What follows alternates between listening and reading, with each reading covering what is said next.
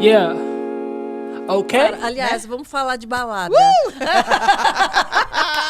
Porque, gente, eu acho que a grande maioria que está nos ouvindo já conhece parte da sua história, já conhece Não você. sei. Quem não conhece, gente? Sara é filha de Pepeu, dois grandes artistas. Dois grandes artistas, Pepeu Gomes e Baby do Brasil. É. Então, ela vem de um mundo de artístico. Você foi cantora. Sim, fui cantora, do SNZ, eu tive uma banda que com foi minhas irmãs. sucesso, Sim. que estava nas paradas de sucesso Foi. dos primeiros ali, Foi. top. Então, e você, de repente, que a gente fala de repente, mas nada é tão de repente assim, mas você mudou a sua forma de ver o mundo, você mudou o seu caminhar, você mudou a tua visão, você se tornou pastora. Então, Anos depois, né? Anos depois. Então, você também tem o conhecimento. Sim. Você não veio de uma família tradicional cristã. Não. Então, realmente foi algo que... Foi muito forte. Foi muito forte, muito pessoal. Foi. Né? Então, eu quero entender como que foi desde essa né? conversão, porque é Uau. muito interessante, né, de saber. A minha conversão, assim, aconteceu de uma maneira muito assustadora, mas muito necessária, porque como a minha família sempre foi envolvida com muita coisa espiritual, né? Então eu fui mística, eu fui esotérica, eu fui kardecista 6 anos antes de eu ser crente, antes de eu ser cristã. Então, a minha família sempre foi uma família que buscou muito a Deus. Minha mãe sempre acreditou muito em Deus. Eu tenho essa herança, né? Muito forte. A minha mãe sempre teve muita fé. Mas na minha família não existia o ensino de que Jesus era o Messias de Israel, o Senhor, o Rei do Universo, o Rei da Eternidade. Não tinha esse ensino, né? Ninguém tinha a Bíblia como fonte da verdade, nem de princípios. Então, eu acreditava em Deus, mas uma das coisas que mais permeia o universo da classe artística, das pessoas que não conhecem a Bíblia, eu não sabia e não acreditava que o mal existia sendo uma força espiritual externa. Eu tinha aprendido, como muitas pessoas, que o mal é uma coisa que pode estar dentro do ser humano, da própria natureza humana. Que é só se você plantar o mal, você vai colher o mal. Pode ser da essência daquela pessoa má. Não. Isso também existe. A Bíblia chama isso de perversos. Existem pessoas na Terra que a Bíblia chama de os perversos. Então, são pessoas que têm, sim, um coração mau, que são uma descendência lá de Caim, que foi um coração mau, corrompido. Existe, sim, isso. Mas não é isso que eu estou falando. Eu estou falando da entidade espiritual do mal, que a Bíblia chama de diabo, né? E eu não acreditava na existência do diabo. Então, para eu me converter, Karina, era muito complicado. Porque, para mim, quando a pessoa falava assim, por que existe o diabo? Eu falava assim, para com essa bobagem, isso é coisa de filme, meu bem. Isso não existe. Ai, meu Deus, como você é iludido. E um dia, né, eu fiquei amiga de uma moça, que hoje ela é até hoje minha amiga, a Andréia Lancelotti, a gente era 2 jovens. E a Andréia, que é hoje uma pastora, uma ministra, mulher de Deus, ministra de adoração, a Andréia começou a me evangelizar. A gente primeiro era amiga de ir pra balada.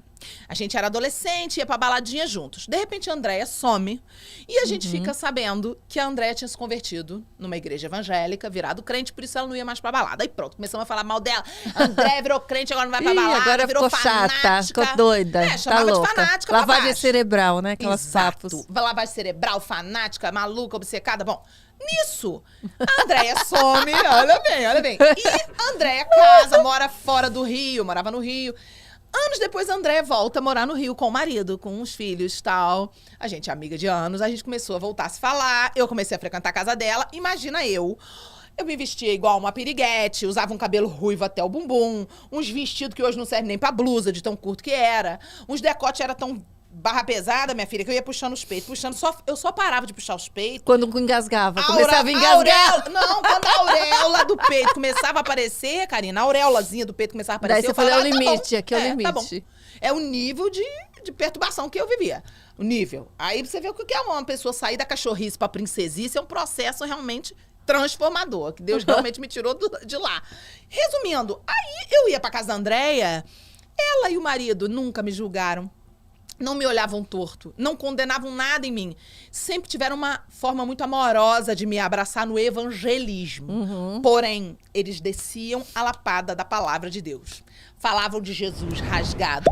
E eu entrava, eu sou muito espontânea, entrava em vários embates com eles, confrontava também, mas era muito legal, porque aquilo entrava em mim. Sim. Ainda que eu debatia. Eu não acredito em diabo, vocês são muito doidos. Que diabo que isso não existe, vocês são fanáticos. Tá, ficar dando dinheiro pra pastor, xingar. Resumindo a história, um belo dia, eu estava na igreja. Não, eu fui na igreja com ela. Fui na igreja uma vez. Não com esses vestidinhos, né? Ficava julgando, secretamente. Tudo. Ficava olhando, pensando, olha ali, o outro ali, olha a outra ali, secretamente julgando. As músicas, eu ficava, ai, que coisa horrorosa. Não sei. Uma vez eu tava na igreja, eu era terrível. Uma vez tocaram um axé gospel. Aí, nesse dia, eu me lembro que eu gostei. Eu falei, que legal. Maneira, até. Eu era muito preconceituosa. Mas fui. Mas não acreditava em nada, não era suficiente para eu ser convertida.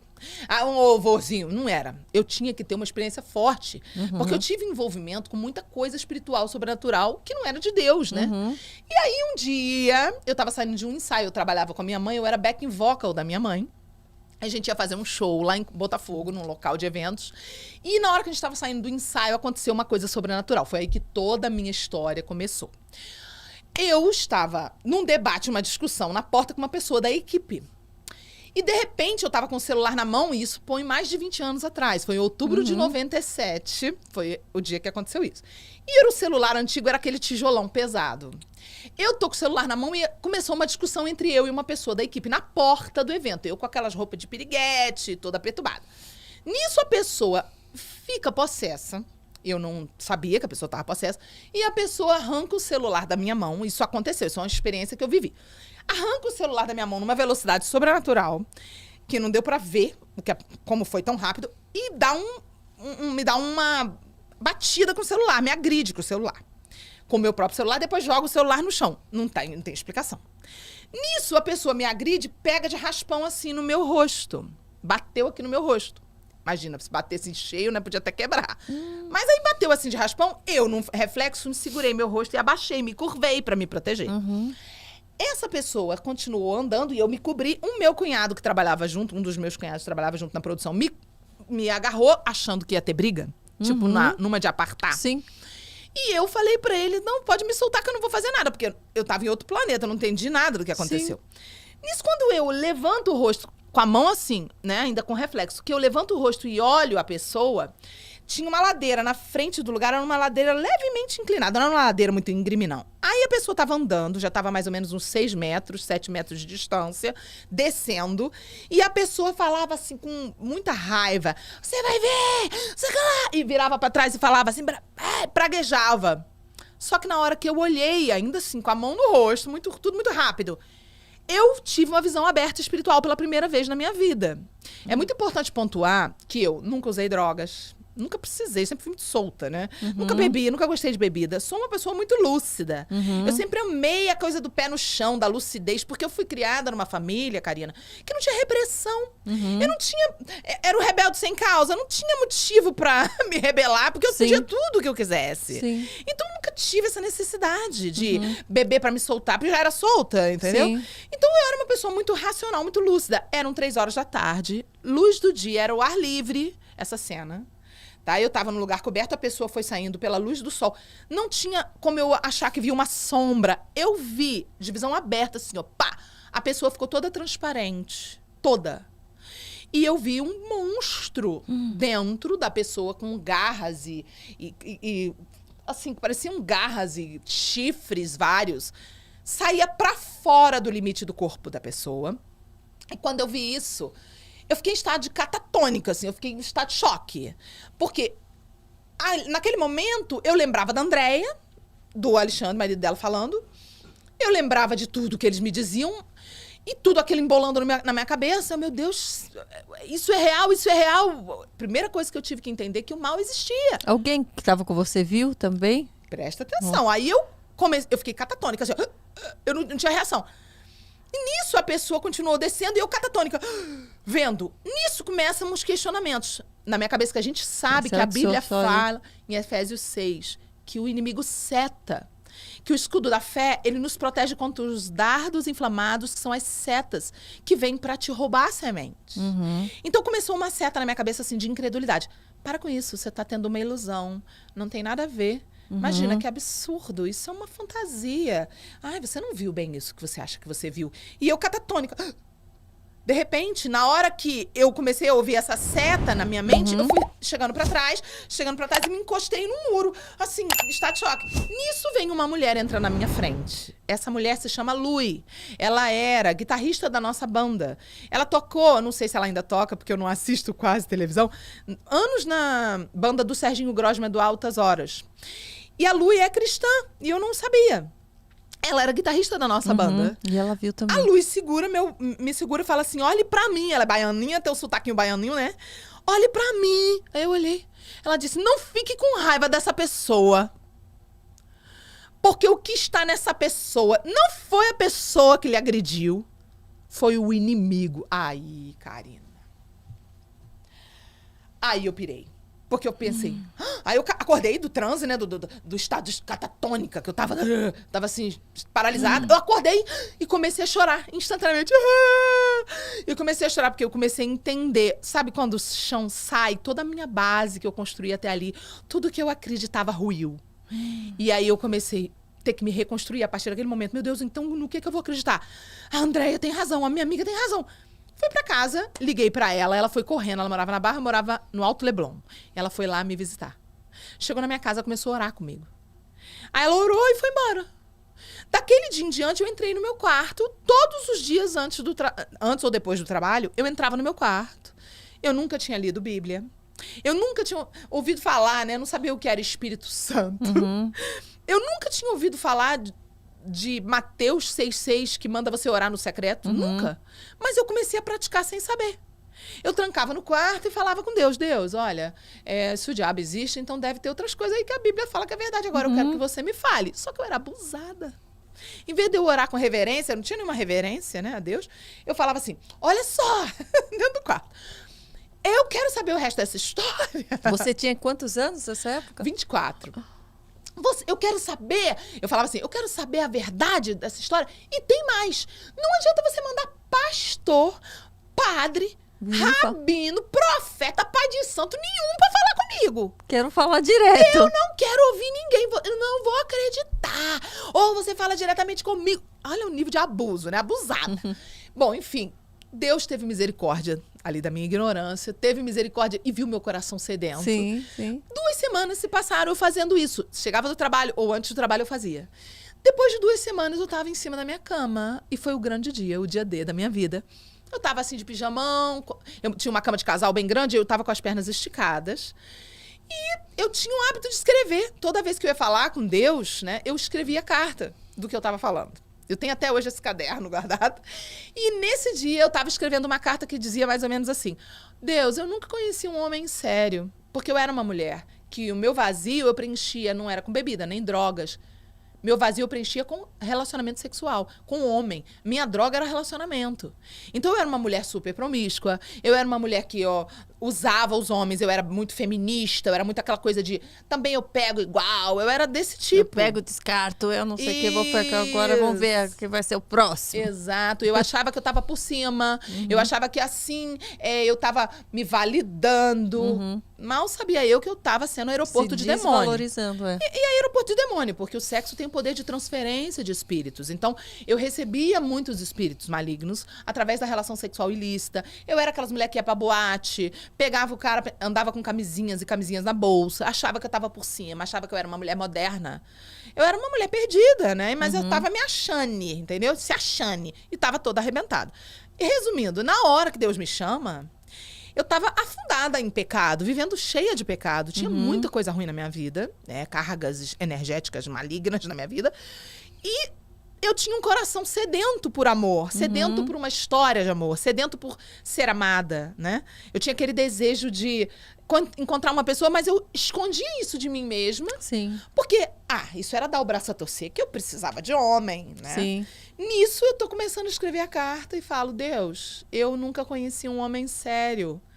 Eu não confio nos homens. Eu não acredito nos homens. De repente, O meu quarto é invadido. Ó, se eu chorar, é porque eu tenho que tentar lembrar com detalhes para poder falar. E às vezes, na hora que você vai lembrar, você revive. Sim, Aí, sim. então eu tenho que tentar não chorar para poder conseguir contar sem ficar engasgando. Mas pode acontecer, gente. Respira fundo. É porque é muito forte a lembrança. Eu comecei a escrever, eu tava de perna esticada, assim, escrevendo, e eu falei essa frase, escrevi essa frase e falei. E, de repente, eu comecei a sentir uma presença entrando no quarto. Uma presença muito gostosa, muito maravilhosa. Mas eu não estava entendendo ainda o que era. Era como uma anestesia. Eu creio que Deus, ele dá uma anestesia mesmo na gente, espiritualmente falando, tá, gente? É uma metáfora. Porque tem certas experiências, quando são sobrenaturais, Deus sabe que você não vai suportar. Que ele precisa vir como se fosse com aquele gás que a pessoa dá risada. Ele precisa vir com uma coisa espiritual parecida com aquilo para te anestesiar, porque senão você não aguenta a glória. E meu quarto foi invadido por uma glória. Eu não sabia o que era glória, nada disso. E continuei escrevendo e falando. De repente, aconteceu uma coisa. Eu ouvi uma voz que falou dentro do quarto, muito alta, e falou dentro de mim, muito alta, ao mesmo tempo. E é uma experiência que você vai ter que ter, porque eu não tenho como... Eu tento explicar, mas é muito difícil. Porque ela falou dentro e fora ao mesmo tempo. Era como se todas as células do meu corpo ouvissem e reagissem. E como se o quarto tremesse. Era como se dentro do meu quarto tivessem ligado um motor de um carro quando aquela voz falou. Entendeu? Eu não consigo explicar, é muito difícil. Mas ele falou, Sara. Quando ele falou, Sara. Ai, meu Deus, eu lembrar com essa vontade de chorar. Eu lembro da voz. Ui, volta. É muito forte. Quando ele falou, Sara, aquela voz ultrapassou o meu ser. E eu imediatamente já comecei a chorar e eu fui caindo por cima da cama. Já um choro, que é um choro que não é da alma, é um choro do espírito, é um choro de quebrantamento, é um choro de nascer de novo, que é a hora que o Espírito Santo toca no teu espírito humano e você é vivificado. E você é vivificada na hora, você nasce de novo, você tem um choro que não é controlável. E eu comecei a me curvar por cima da cama, fui caindo por cima da cama, caí no chão. E no chão eu fiquei em posição fetal, totalmente curvada, e eu comecei a sentir ele em pessoa entrando no meu quarto. Obviamente, eu pensei, vou morrer. Vou morrer porque se eu tô sentindo isso só de ouvir uma voz, se ele chegar perto e me tocar fisicamente, eu não sabia nada, não sabia que Jesus estava ali em espírito, não sabia nada de Bíblia, né? Eu só tava vivenciando, pensei, ele entrou aqui, Jesus veio, eu chamei, ele veio. E o mais interessante, que é uma coisa muito importante que eu não posso esquecer de contar, é que por 2 semanas eu chamava Deus, mas eu não chamava Jesus. Nesse dia aconteceu um diferencial. Eu fiquei meio cansada na hora. Eu tava falando, escrevendo a carta, eu senti um cansaço. Eu falei assim, nossa, não tá dando certo, né? Eu tô 2 semanas fazendo isso e não tá funcionando. Aí eu lembrei da voz da Andréia falando pra mim, você tem que orar em nome de Jesus. Tipo assim, o nome de Jesus é igual um e-mail. Se você não mandar em nome de Jesus.com, não chega no endereço. Não adianta você mandar em outro nome. Então eu lembrei disso e eu fiquei muito constrangida. Eu falei, ai, vou chamar um nome que eu nunca chamei. Eu não tenho intimidade com Jesus, né? Então é muito constrangedor você falar, Jesus, parece que você tá falando azulejo, telhado, qualquer coisa, menos um nome santo. E eu me lembro que eu senti, assim, aquela coisa de... Vai falar isso? Desconforto, assim. Que ridícula. Eu senti aquela seta na minha cabeça. Hoje eu sei que era seta, mas na hora eu não percebi. Veio aquele pensamento, que ridícula, que vergonha, que constrangimento. Mas na mesma hora veio uma outra voz que falou assim, que era o Espírito Santo. Que hoje eu sei. Para, não tem ninguém vendo. Qual é o problema? Vergonha de quê? Você pode falar, não tem ninguém te ouvindo, a porta tá trancada. Eu falei, é mesmo, a porta tá trancada e eu vou vencer essa vergonha. E foi aí que começou. Foi a hora que eu chamei, Jesus, eu quero, me conta, me fala, eu quero saber a verdade. Quando eu falei essa frase, eu quero saber a verdade, e eu tava escrevendo, eu quero saber a verdade, e falando. Aí foi a hora que ele me chamou, Sara, e ele entrou e eu caí rolando. E aí eu comecei a sentir a presença se aproximando, como se fosse uma presença física. Eu pensei, eu vou morrer. Eu pensei, não vou abrir o olho. Eu não sabia, né, que era em espírito. Eu pensei que era físico mesmo. Eu falei, vou abrir o olho, vou ver Jesus, vou morrer. E fiquei de olho fechado e sentindo uma presença se aproximando. Eu me lembro que parou uma distância mais ou menos de 1,5 metro.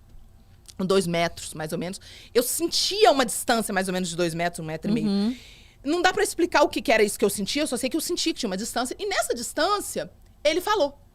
Tudo que eu perguntava durante 2 semanas, ele veio falando desde a hora que ele entrou. E quando ele chegou nessa distância, ele parou e falou que ia parar. E ele vinha falando pra mim, desde a hora que ele entrou, que ele era Deus, que ele veio à Terra como homem, que a Bíblia era a verdade. Agora, você imagina eu, que fui criada numa família que ninguém me ensinou isso. Não foi um pastor que pregou pra mim.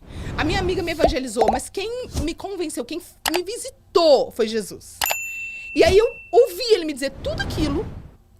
E quando ele parou, ele disse, agora, foi exatamente assim, agora, eu vou ter que parar de falar com você.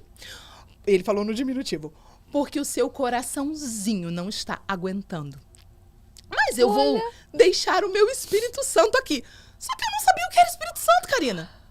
Eu não sabia o que era Espírito Santo. Então, quando ele falou, eu tava sentindo a coisa mais maravilhosa que eu já tinha sentido em toda a minha vida. Que nenhum homem tinha nunca me dado, que nenhum orgasmo múltiplo tinha me dado, entendeu? Que nenhuma experiência sexual tinha me dado, que nenhuma experiência espiritual em outra religião, ou credo, ou fé tinha me dado. O êxtase sobrenatural que eu tava vivendo e a presença que eu tava sentindo era melhor do que a vida. Eu me lembro que a experiência era parecida, assim, não dá pra explicar, gente, mas é mais ou menos isso. Tenta imaginar quando você tá num ambiente frio e alguém abre uma fogueira ao ar livre. Quando você vai chegando perto da fogueira, a fogueira tem um limite de aproximação. Só que você sabe que você não tá com a mão no fogo. Só que se você chegar mais perto, pode te queimar, começa a arder. Só que ainda tá longe do fogo. Você já teve essa sensação numa fogueira? A sensação de Jesus parar ali era como se eu estivesse no limite da fogueira. Só que ao invés de ser calor, era amor que queimava. Não dá pra explicar. A gente vai ter que viver isso, né? Não tem como. Todo mundo vai ter que viver isso pra poder você entender. A presença dele era um amor que consumia. E eu tava sendo consumida. Eu tava chorando muito, e o choro, quando você chora, o teu diafragma sobe. Então você faz... Quando você chora, faz... O meu diafragma começou a subir e não descia mais.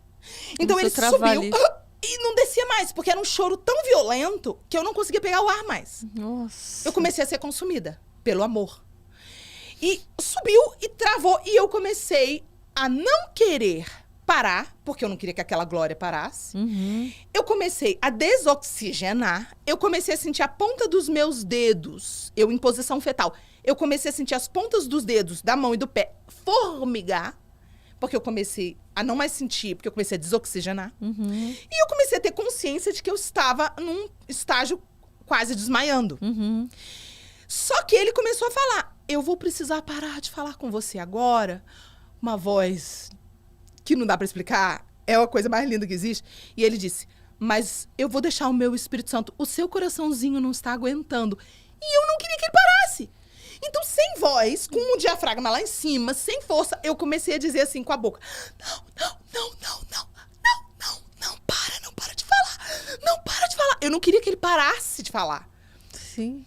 E sem perceber, eu tava escolhendo entre viver, porque eu poderia morrer. Eu poderia infartar ali. Meu coração poderia parar. Sim. Eu tava escolhendo entre viver e continuar ouvindo ele. Eu tava escolhendo continuar ouvindo ele. Sim. Que é muito forte, né, essa experiência. Sim. E ele parou, como ele disse, tudo que ele fala, ele faz, né? Ele realmente parou de falar. E eu comecei a voltar.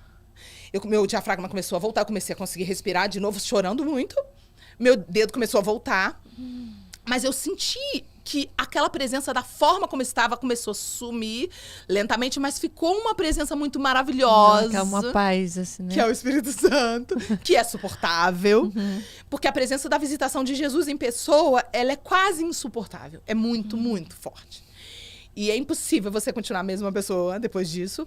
Eu adormeci, eu chorei por umas 4 horas ainda ali no chão, compulsivamente. E adormeci no chão. E acordei toda quebrada, toda doída. Dormi em posição fetal no chão. Sim. E me levantei toda quebrada do chão.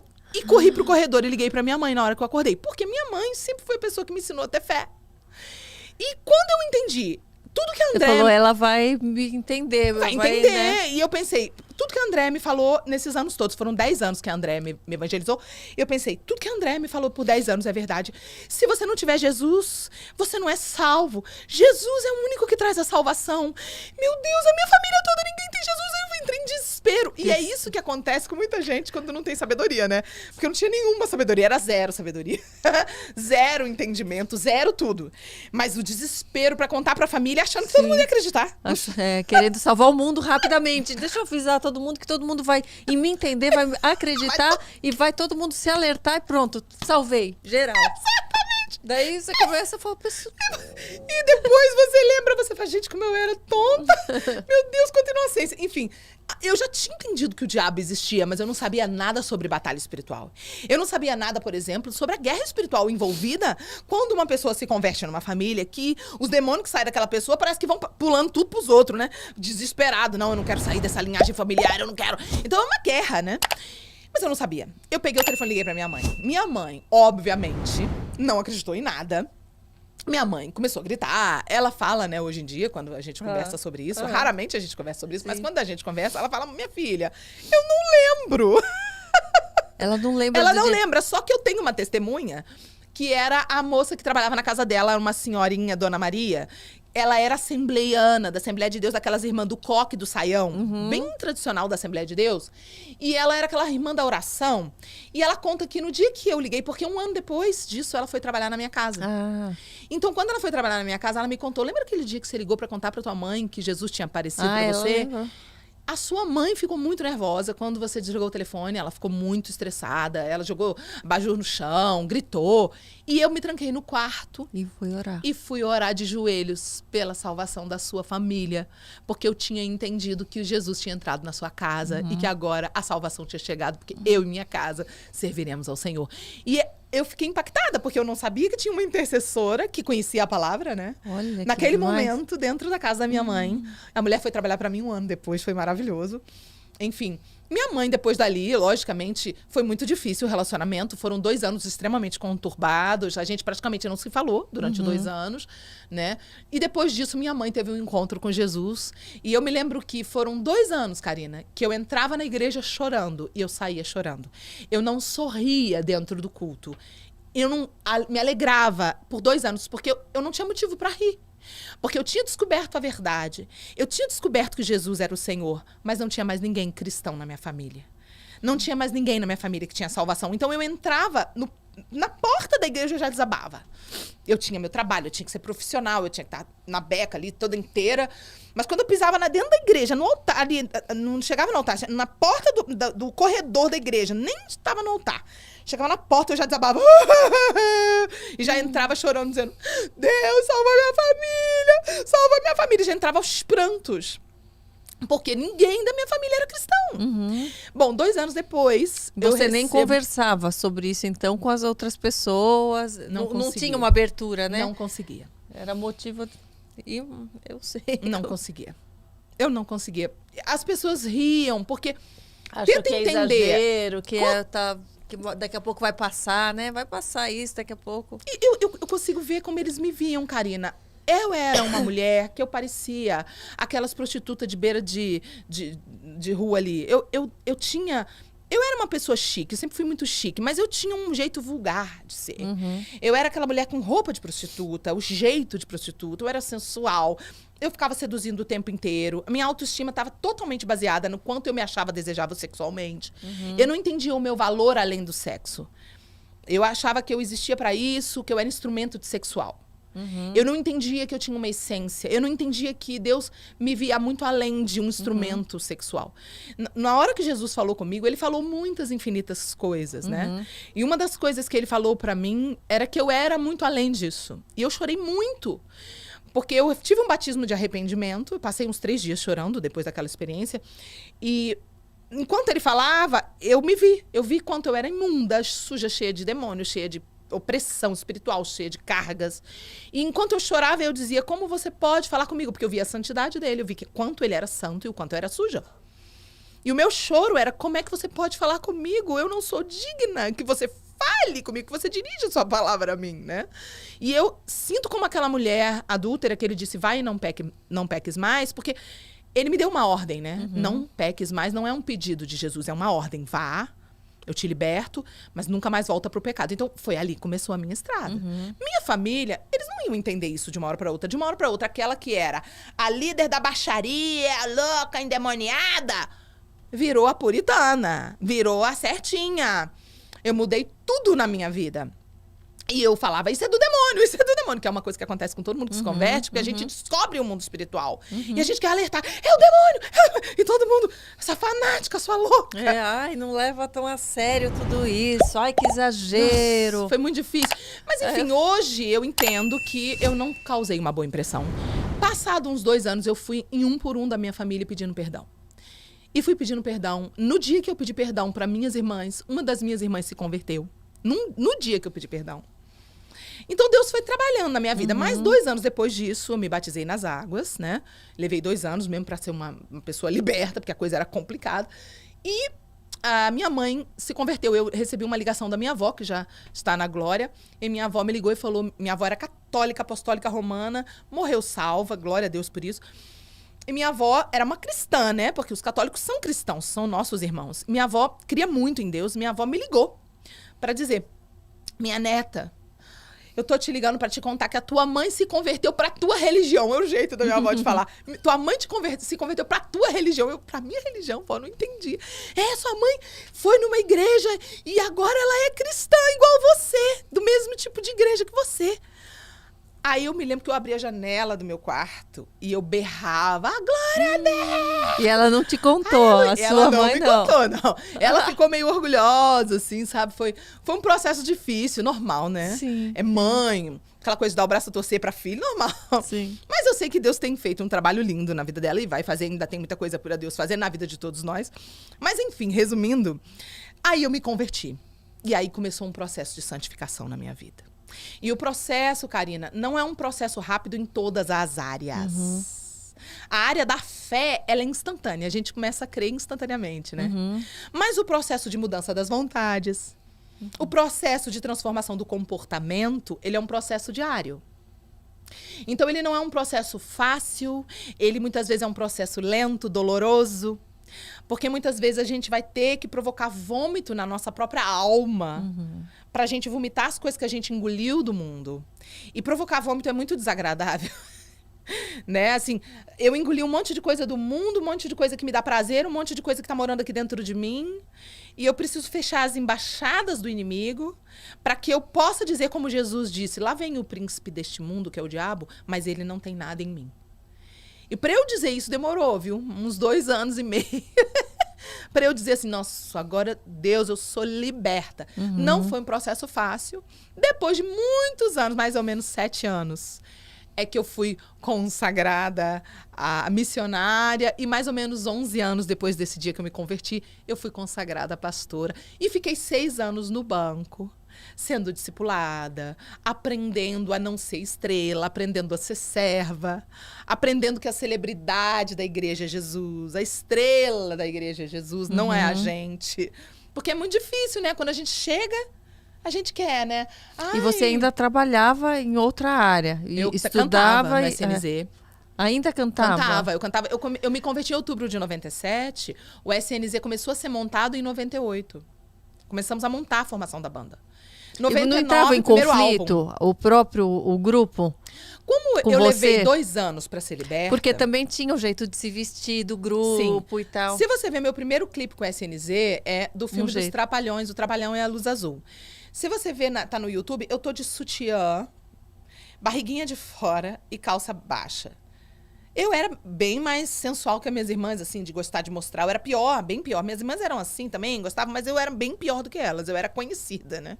Tanto que eu chegava no programa da Xuxa, a Xuxa falava, a Sara é sensual. E tem vídeo no YouTube da Xuxa falando, faz a boquinha do peixinho que você é sensual. Tal. Eu era aquela cartinha marcada da sensualidade. Então você vai ver que eu tinha acabado de converter ali. E não tinha entendimento, né? Foram 2 anos, mais ou menos, para eu ser liberta mesmo. Aí, 2 anos depois... é que você vai ver a mudança. Você começa a ver os vídeos do SNZ, já mais recentes. Porque é um processo, realmente, eu percebo por mim, assim, que para mim, cada descoberta, eu tenho a vontade de seguir tudo aquilo que Deus quer para mim, que agrada a Deus, mas eu não tenho todo o entendimento de uma vez. Então, cada vez que eu aprendo algo, eu modifico isso na minha vida automaticamente. Entendi. Pá, vou sem medo, sem medo. Só que eu falo, Deus, me mostra tudo de uma vez, mas realmente é devagar. E até as pessoas que estão ao redor falam, poxa, mas cada hora é uma coisa. Nossa, mudou de novo, agora parou de beber, agora pode não sei o quê, mais uma embaixada, agora mudou não sei o quê. Agora, o que vai ser daqui a pouco? Daqui a pouco a gente não reconhece. Ele falou, é mudança e vai mudar mais, hein? Então se preparem. Olha, família, quando não me reconhecerem é que tá bom, né? Família, amigos, é um processo e mudança constante. Isso vai ser para sempre, porque a gente vai... Até chegar na glória. Não é? Até chegar na glória. Porque a Bíblia fala que a gente não vai chegar na estatura do varão e da varoa perfeita. A gente não vai chegar na estatura de perfeição. Enquanto a gente viver, ainda tem alguma coisa para mexer. Nem que seja uma vontadezinha errada. Algum hábitozinho errado. Porque Deus, ele é muito engraçado. Ele tem um bom humor fantástico, né? Ele começa trabalhando nas coisas superficiais. Mas daqui a pouco ele começa a entrar no profundo com a gente. Igualzinho na Bíblia fala do tabernáculo, né? Que ele era dividido em 3 partes. Átrio, santo lugar e santo dos santos. E no átrio entrava o povão, a galera. No santo lugar já era uma elite. E no santo dos santos era só o sacerdote mesmo, assim, aquela coisa bem selecionada. Hoje, o tabernáculo somos nós. E dentro de nós também tem átrio, santo lugar e santo dos santos. Tem níveis também de profundidade e de intimidade com Deus dentro de nós. Nós somos o templo do Senhor hoje. Então, às vezes, a gente não entende que Deus começa pelo átrio. Ele começa mexendo com a roupa, ele começa mexendo com uma bobagemzinha aqui, outra ali, um hábitozinho de beber, uma coisa mais assim... Mas, de repente, ele vai entrando num nível muito mais profundo. Ele vai entrando no santo lugar. Ele vai mexendo nos seus pensamentos. Ele vai mexendo em vontades internas suas. Em hábitos que ninguém sabe. Em coisas da sua vida pessoal. E ele vai chegando num patamar com você onde ele mexe no seu prazer. Que eu considero o santo dos santos é quando Deus troca os nossos prazeres. É quando um prazer errado que antes te dominava e que você falava, isso é uma tentação, agora te causa nojo. Agora você fala, Deus me livre, Deus me defenderá. Deus, que horror isso. Como é que eu pude gostar disso? Então são níveis, né, que a gente vai entrando de purificação, de santificação. E na minha história, assim...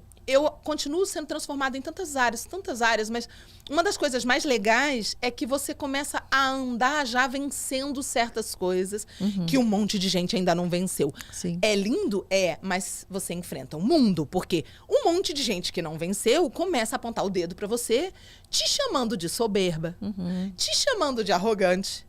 Porque a pessoa se sente afrontado pelo fato de você estar vivendo algo que a pessoa não consegue viver.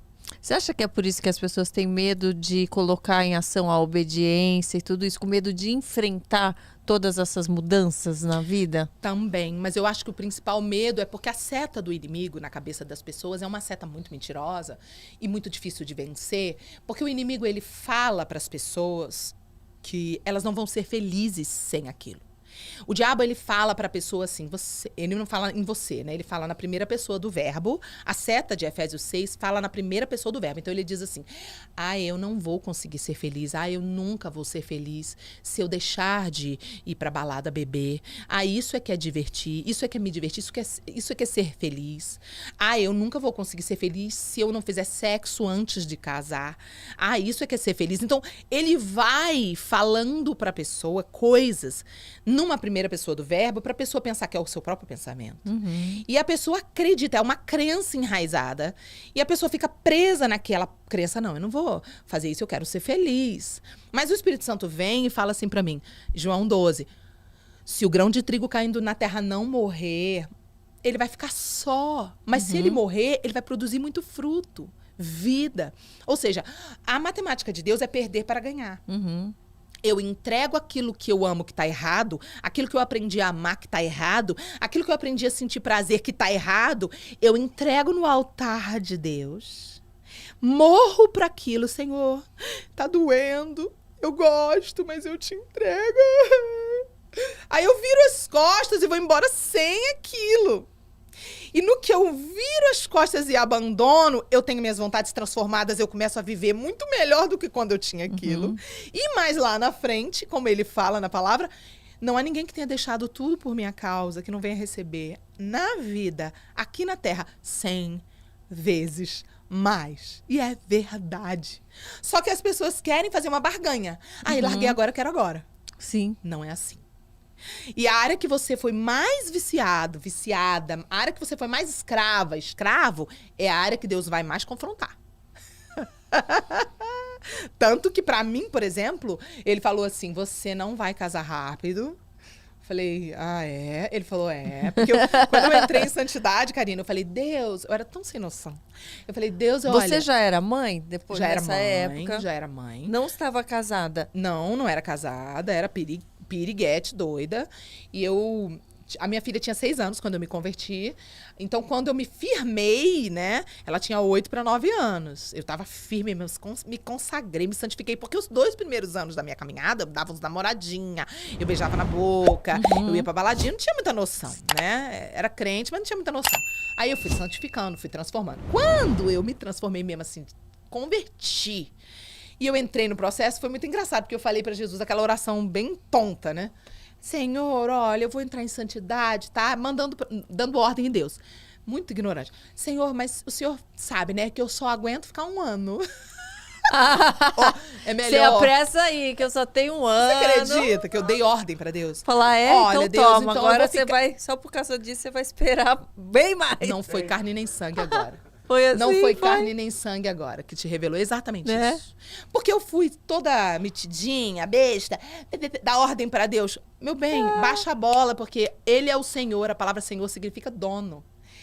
Ele é o Senhor, nós somos os servos. Ele manda, nós obedecemos. Vamos parar de inverter o evangelho, porque o evangelho humanista é quando o homem é o centro. Mas o evangelho é teocentrista, Deus é o centro. Tá errado você achar que você manda em Deus. Você não manda em Deus não, meu bem. Mas eu era totalmente sem noção. Aí eu peguei e falei pra Deus, Deus, olha só. O Senhor teve muita paciência comigo, Karina. 1 ano depois, nada acontecia. Aí um dia eu tava chorando na presença de Deus. Eu era a ovelha da Ludmila Ferber. E ela foi ungindo, ela tirou a aliança dela. E Deus falou com ela para ungir, era num discipulado. E ela tirou a aliança, ungiu, e ela falou, Deus mandou eu ungir a minha aliança e colocar no dedo das mulheres solteiras e orar. Aí, amém. Eu tava chorando ali de joelho no discipulado, várias mulheres chorando de joelho, a pastora estava ministrando, era um discipulado fechado.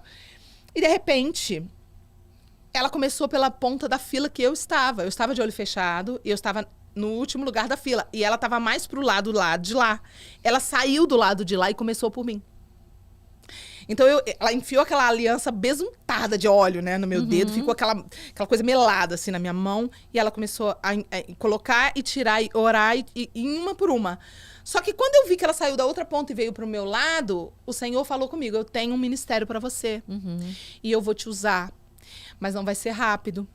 E eu quero saber se você aceita o chamado. Eu vou te enviar e eu vou te tornar conhecida como a solteira mais famosa, e as pessoas vão rir de você, vão zombar de você, vão fazer escárnio com você. Você aceita? E eu chorando, falei, eu aceito. Porque o Senhor sabia que eu tenho uma autoestima muito forte, e Ele sabia que eu ia matar essa bola no peito. Então, assim, foi muita loucura, porque eu comecei minha caminhada, eu falei, você ninguém, né? Agora ninguém me conhece, todo mundo esquece. No Brasil, as pessoas esquecem quem faz sucesso. Só que, de repente, Deus começou a me chamar de volta. Em 2008, eu voltei pra mídia. Quando eu voltei pra mídia, começou tudo de novo. Só que agora eu já não era mais conhecida como a Sara do SNZ. Eu era conhecida como a pastora Sara Shiva, a missionária Sara Shiva. Aquela que não tem relações há mais de não sei quantos anos. Aquela que não beija um homem há mais de não sei quantos anos. Aquela que se consagrou a Jesus e que não faz sexo. Aí eu lembrei de tudo, né? Que o Senhor começou a me falar. O Senhor foi me dizendo que ia me tornar conhecida por essa área da minha vida. Aonde eu fui mais usada pelo inimigo, aonde eu era escrava do diabo, é onde hoje Deus mais me usa para servir a Ele como uma referência, como um exemplo. E é uma área que é muito difícil para muitas pessoas, E né? você fala muito, eu acho muito interessante que você fala o tanto do valor da mulher mesmo, que está sendo cada vez mais perdido, e que essa carência emocional e essa pressa faz com que que elas façam escolhas erradas, Sim. que elas se arrependam depois, que elas se desvalorizem. Aceitem migalhas. Então, e você, eu acho que você tem esse ministério e essa missão hoje tão forte, né? Tantas mulheres te ouvindo, os teus conselhos, a forma com que você passa perante a Bíblia, né? O Sim. valor Com os princípios. da mulher com os princípios é tão lindo.